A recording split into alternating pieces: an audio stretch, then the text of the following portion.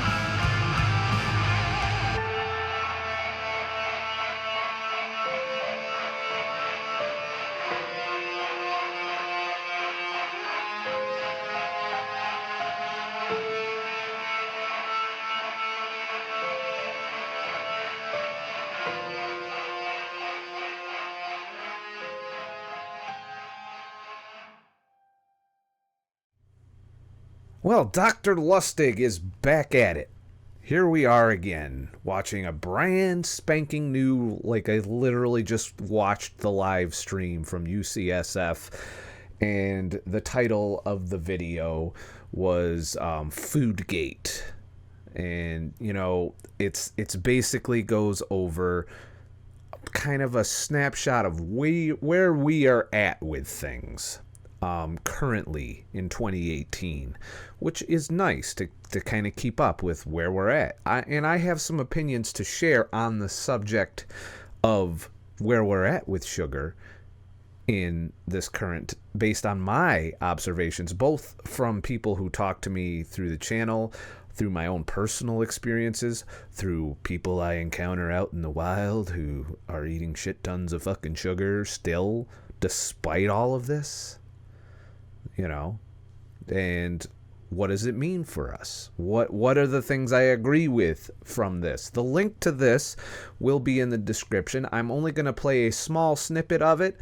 I want you to go to the link and watch it through the link, because they need to know that their word's getting out. It needs to go viral. It needs to spread out.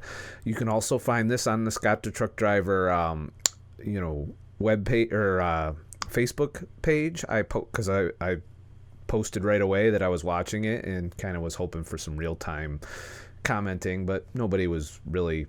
Facebook has this way of not sharing unless you pay Facebook to share.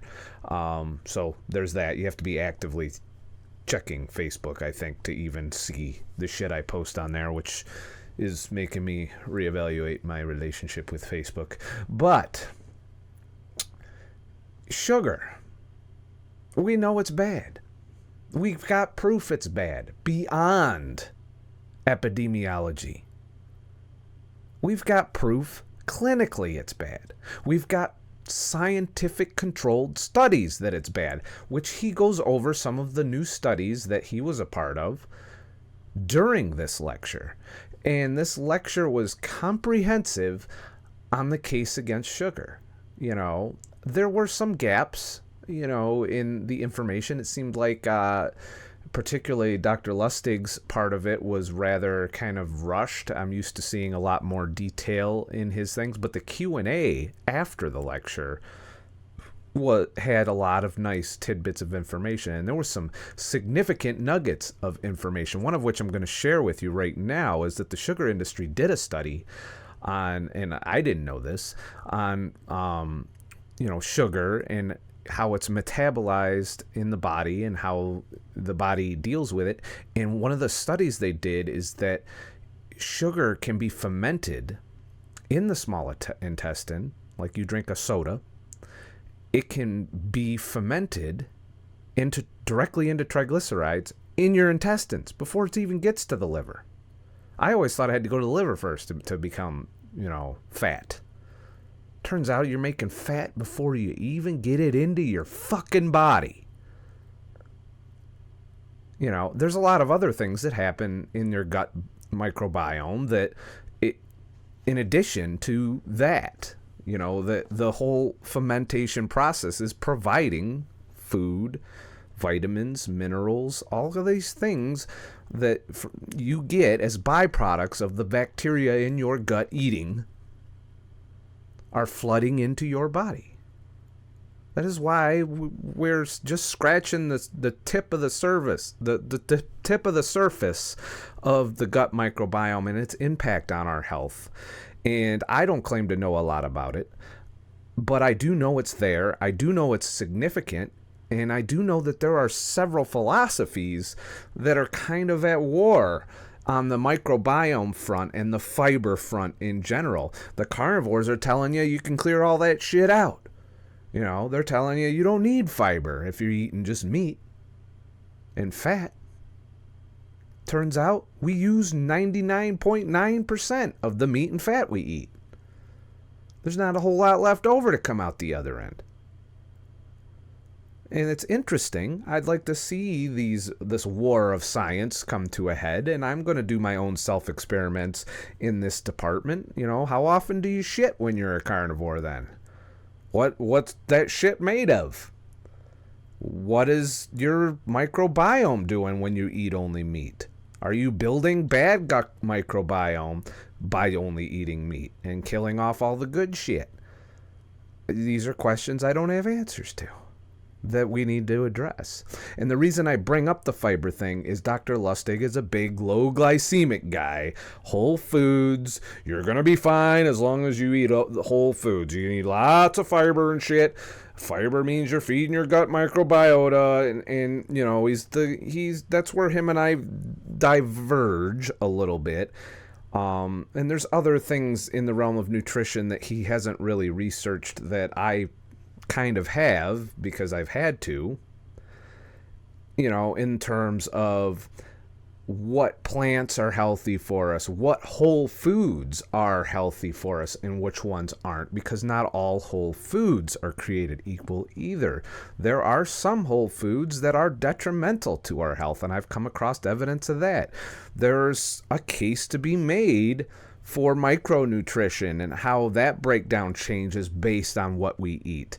So there's a big, you know, once you get outside of get rid of the sugar and processed foods, you can delve deeper into which foods are healthy and which aren't. Now, I don't suggest that. I don't believe optimal health has a large enough return on investment to give you that time, you know, that whole, you know, extra at the end of your life versus the amount of effort it takes to get to that level of micromanagement to where you're ruling out individual whole foods. You know, I always say if you can't go keto, just go whole foods. So that's where him and I agree. I think for me personally, and for a lot of people with diabetes and heart disease problems and things that they're trying to fix, like obesity, that it is optimal to go keto and to fast and to get control. And then maybe once you've done all of that, work in some, you know, go back to being a carb burner, but in a sensible way, in a, you know, obviously a high fiber whole foods kind of way, not a refined carbs, pasta and bread way. You know, and I'm going to experiment with this in my journey to where I just, you know, I stop being keto, but I don't necessarily eat bread and pasta and refined carbs and sugar, and see where that lands me. What happens if I have some fruit? What happens if I have some vegetables that, you know, or some starchy vegetables, you know, that are higher in fiber? You know, or maybe some brown rice or sweet potato or, you know, other things that might have fiber content.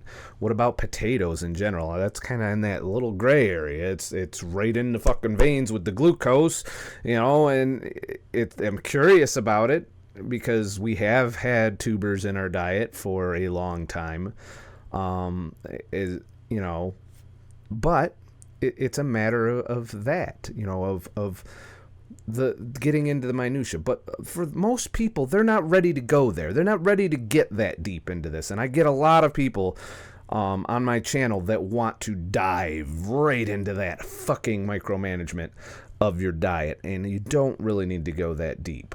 However, that being said, Some people want to know that they're on this health journey and that they're all in, that they're doing the absolute optimal best fucking thing.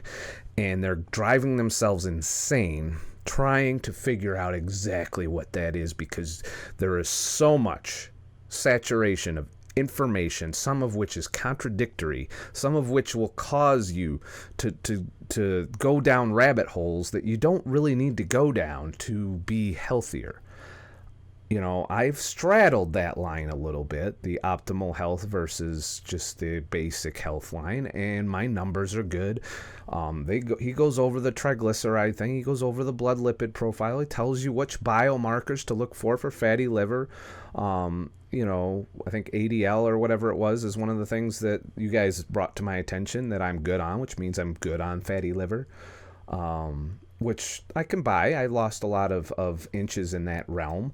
And he, you know, a lot of good points were made during this. So I do completely approve of the Foodgate lecture that I just got done spending an hour and 42 minutes watching. I'm going to play for you a quick little snippet from that lecture just to kind of give you a flavor of what's going on. School, diabetes was for people over 65. Now it's for children age 8. And the question is, what in the world is going on? So this paper in Lancet was written in 2000. Okay? And it was projecting what was going to happen around the world by the year 2010. And you look down here, it says we were at 151 million in 2000, and it said we would reach a prevalence of 221 million. That would be an amortized increase of 3.8% per year. What we ended up seeing was instead 285 million, which was an amortized. So instead of meeting the expectations of those predictions, we fucking exceeded the motherfucker. Up to 285 million in 2010. And I guarantee you that number's higher today in 2018. You know, we're going up 8% a year, 8.9% according to his, you know, work, his research. That's unacceptable. That is a huge public health concern that has implications across healthcare costs, across quality of life issues, across of social security, in terms of the impact on all of us. So you sitting there drinking your soda and eating your fucking donuts and eating your cookies and eating your bag of Oreos isn't just hurting you, it's hurting everyone around you. It's bringing down the healthcare system. It's bringing down our dollars, our tax dollars are being funneled into taking care of people that are sick from these chronic diseases. And, you know, and then you think about getting a soda tax or one of these other fucking things, and you guys are up in arms. The government's regular. Well, they gotta pay for this shit. The money has to come from somewhere, and if it isn't coming from a soda tax, guess what tax it is coming from? The everything tax. Every fucking tax dollar from every person. Why not transfer that cost to the people who want to drink their soda and eat their fucking processed foods? I am all for a tax on that shit. Mainly because it won't affect me.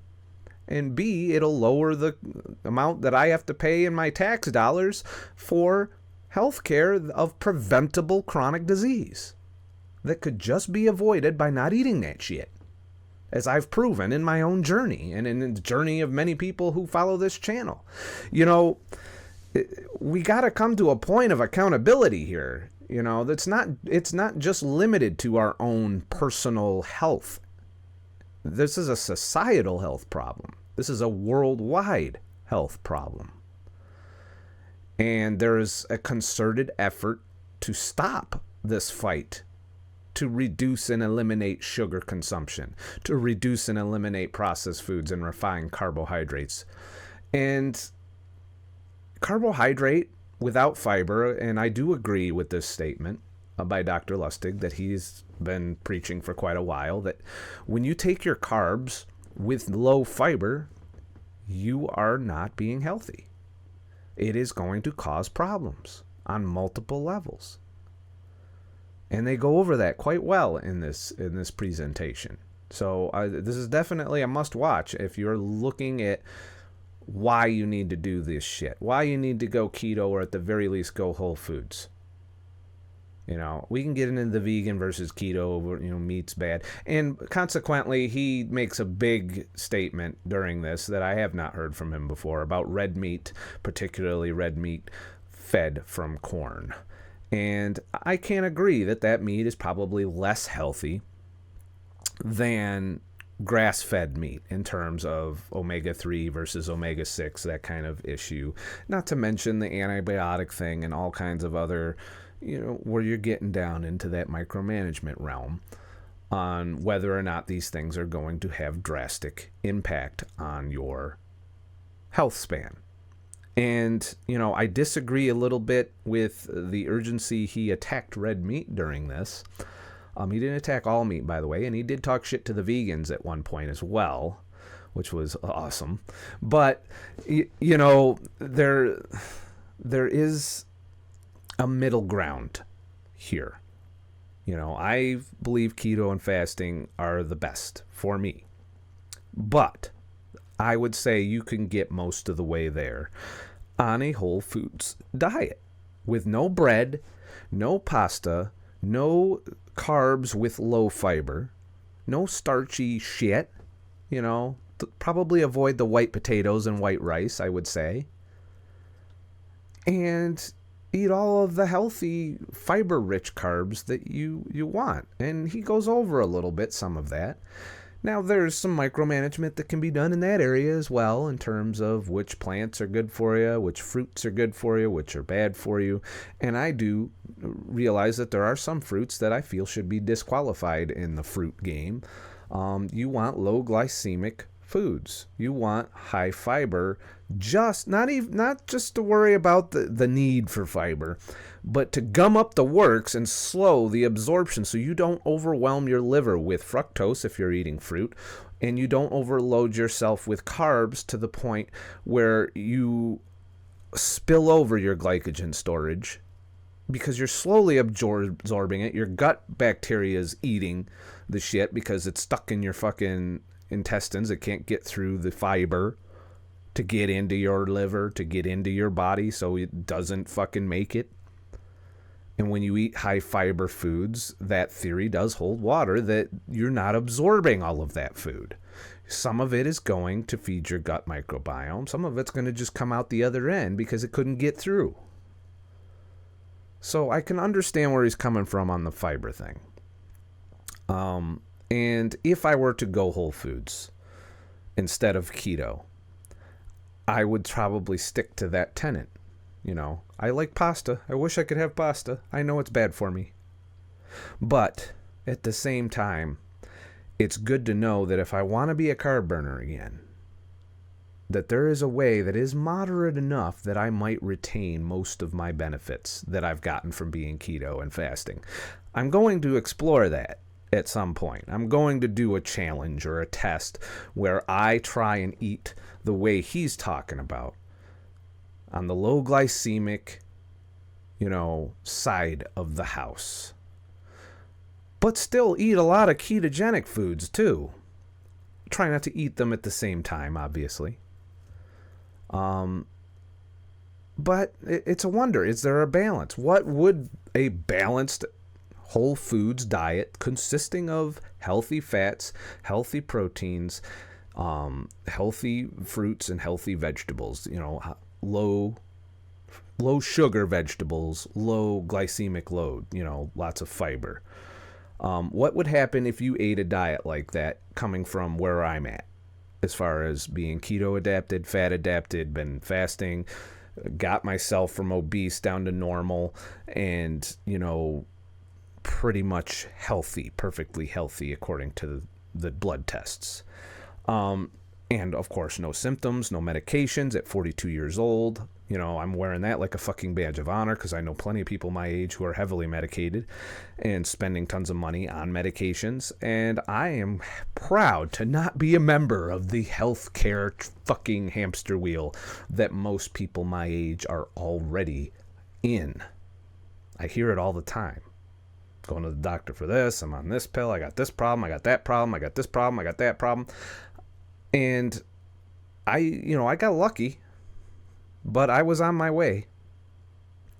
I was on my way to that when I caught it. I caught it just in time. So I did get lucky, but it raised my awareness for people who weren't as lucky and who are trying to reverse this shit.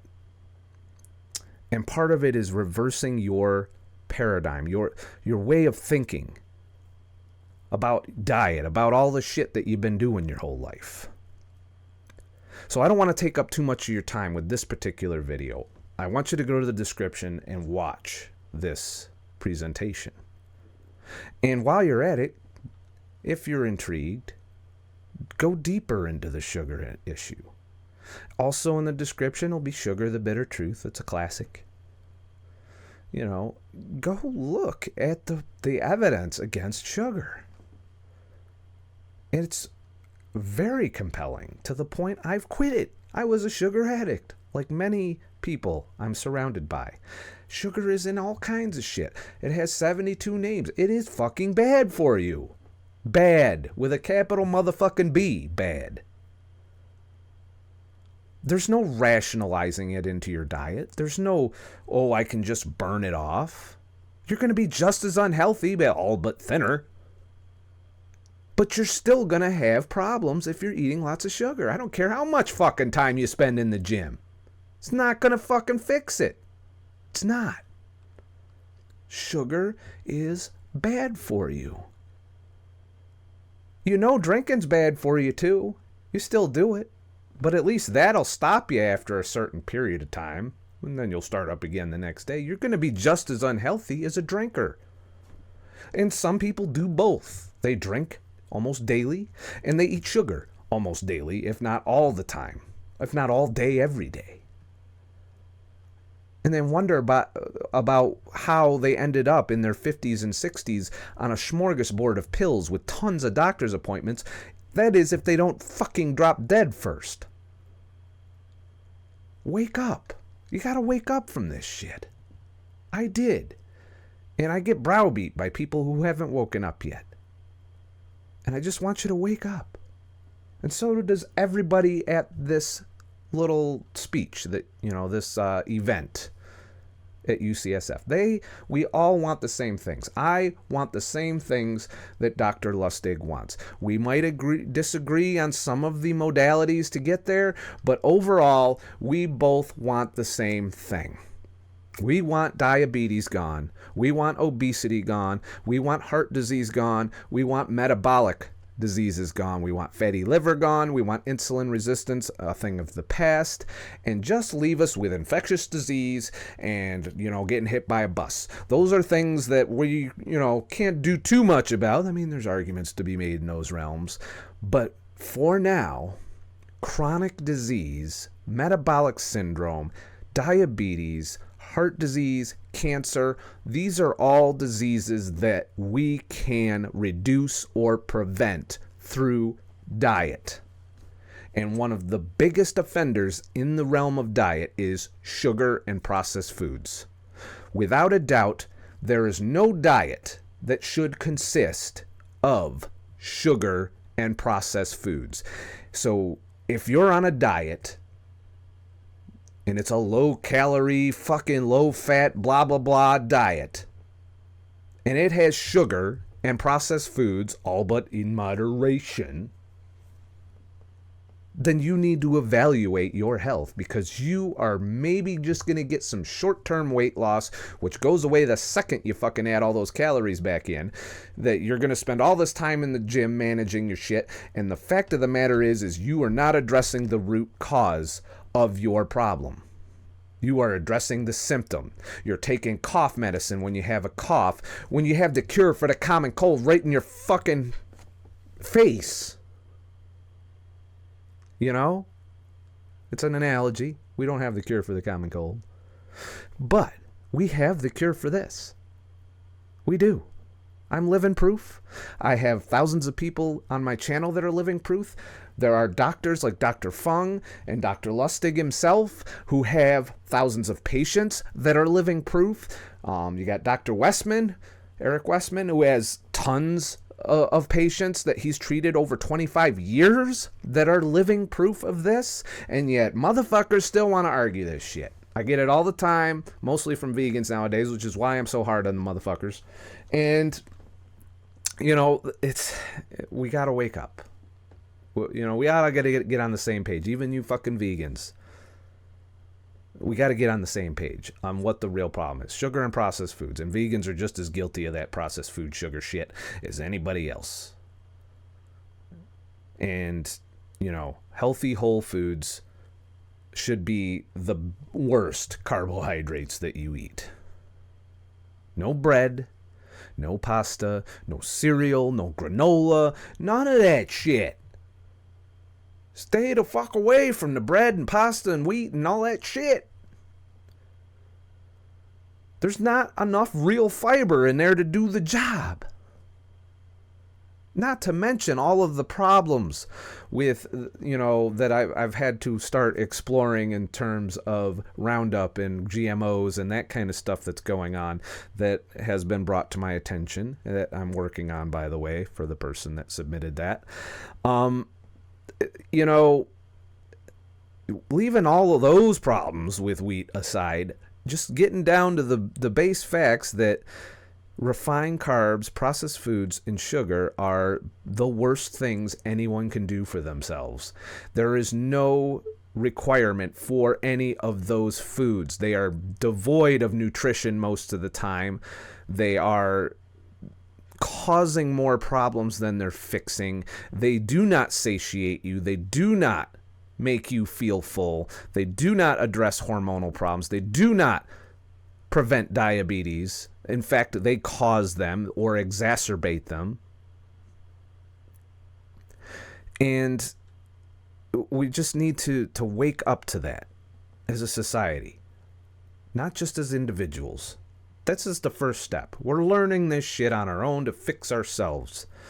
But now we got to get all the assholes that could give two shits on board. That's not an easy task. I can tell you right now, nobody's watching this fucking video that is eating the sugar and doing all that. They don't give a flying fuck about this. They've heard it before. Everybody, oh, that's bad for you, all that sugar. Yeah, I know this donut doesn't fucking do shit, but it tastes good. I'm happy. Fuck you. That's the attitude. That is the problem. We're not going to, you know, we can change ourselves. But if we want to fix the system, we want to fix our healthcare problems. We want to be able to have subsidized healthcare or, you know, some kind of system where everyone can be taken care of, regardless of financial status. Well, you're not going to fucking get there if you don't address the health of people. And with something preventable, these are all diseases that people are dying from by 400,000, if I remember right, from when I looked last.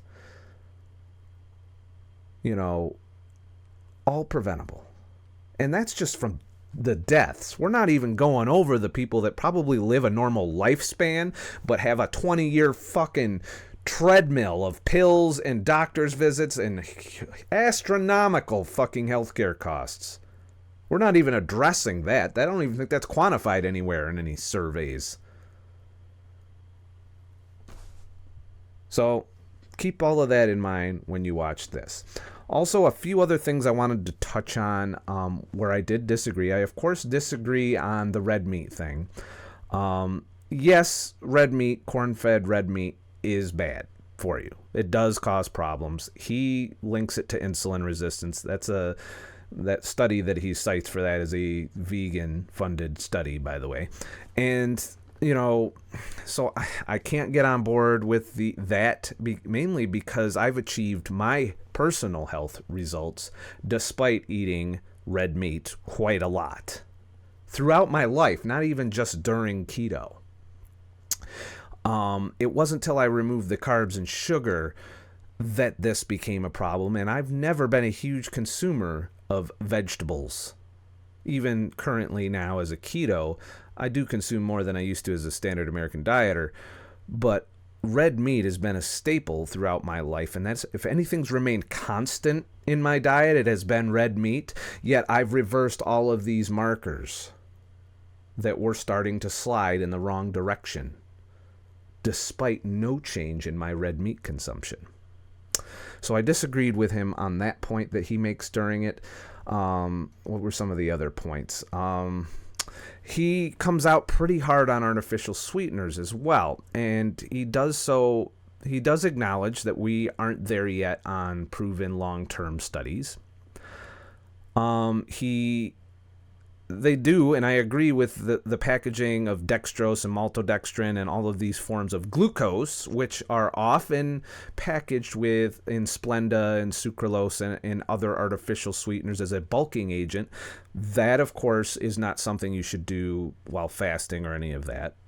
He equates stevia with an increase in hunger. I don't do stevia by itself because I don't like the taste by itself. I combine stevia with erythritol. Erythritol proves to be a decent enough bulking agent to where you can just mix the two and you got enough. So bottom line is, I have not noticed an increase, and I tested all the artificial sweeteners. With stevia erythritol, I do not consume more. I do not get, my caloric consumption doesn't go up. I eat the same whether I have that in my day or if I don't have any. I still have the same appetite. I still eat the same amount. I still eat the same things. Appetite regulation, I believe, is closely tied with protein consumption, with fat consumption. And if you get those two things right, your appetite it will overrule, anything caused by this bullshit, So I disagreed with him on that point. But overall, we're on the same page here. Sugar needs to go. All right? Or it needs to be reduced to such low levels as it has no impact, which, some things do. Some products currently on the market. And there's some reformulation going on out there in the world to catch us up a little bit. There are food companies see the writing on the wall here. They're not stupid. They've known all this for a long time. That's evidenced in this lecture from the documents that were uncovered. But they see the writing on the wall, and you can see erythritol popping up on a lot more ingredients. You see stevia popping up a lot more. They know they got to reformulate. They know that the sugar apocalypse is coming. And they don't want to be left behind when that storm hits. And it's brewing. The dark clouds are on the fucking horizon for sugar. Coke knows it. Soda consumption's down.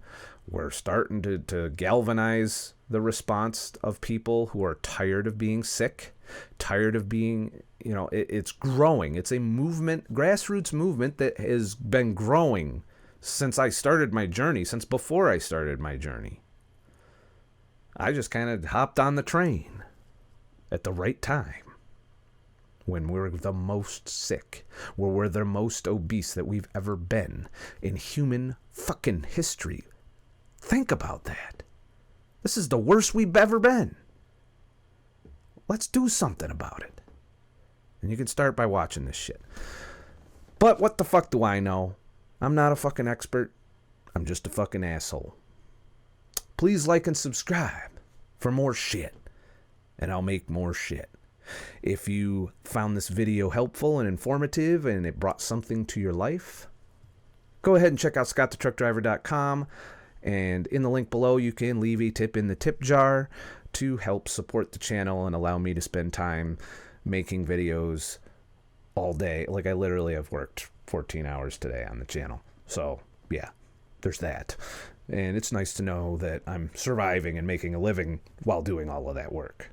It's not that I hate the work. I just want to make sure that I'm not losing out, as far as being able to pay the bills. We're good this month. We're definitely good this month. So I'm not too worried this month. So that's it. Have a nice motherfucking day. And shit. And I still like Doctor Lustig. I feel we would butt heads on some things, but some things we would be like, yeah, that's fucked up. So, and there was some laughter and nodding and smiling. He's definitely got a way of passion behind what he's doing, and that is important too. So keep that in mind. I am still a fan of Dr. Lustig. There are some things that him and I may butt heads a little bit on. Maybe some things that maybe but his knowledge of endocrinology and biochemistry are spot on from as far as I can tell. And he can tell you the biochemistry that goes on behind things, like sweetener. And, his thing with the sweetener was, I keep trying to say goodbye. His thing with the sweetener was, that it signals the pancreas that something sweet's coming in, and your pancreas starts producing insulin. And this is his theory as to how Splenda makes you, or not Splenda, Stevia makes you hungry, is that the pancreas is primed with all this insulin that it isn't releasing because it didn't get the real sugar, and as a result, it tells your brain, hey, look, we got all this insulin that's ready to go, make this motherfucker hungry and eat more, and then you go and you eat more. That's his theory, unproven by the way, but based on his biochemistry knowledge, he thinks that that's what's happening. I'd like to see him prove that hypothesis. There are studies that do on stevia that suggest that it increases hunger, but I think that he's referring... I haven't seen one on stevia that was like that, but there are artificial sweetener studies that show that aspartame, there's definitely a study on how it increases hunger and is associated with higher caloric intake. I don't know that study can be to be used to classify all artificial sweeteners, because I've tested a lot of them and some are worse at that than others. Some have insulin responses, some are packaged with dextrose, some have a lot of problems that they cause, but they don't cause diabetes. They don't cause heart disease. They might put some weight on you, but they're not putting bad weight on you. They might cause you to go back to the sugar. You're feeding an addiction still. You're spiking dopamine with that sweetness. So he knows a lot about that too. Hacking of the American Mind was his other book. I'll put some links to his books in the description too, because he did a good job with those. Have a nice motherfucking day, and I promise you I'm done this time. You can turn this shit off and shit.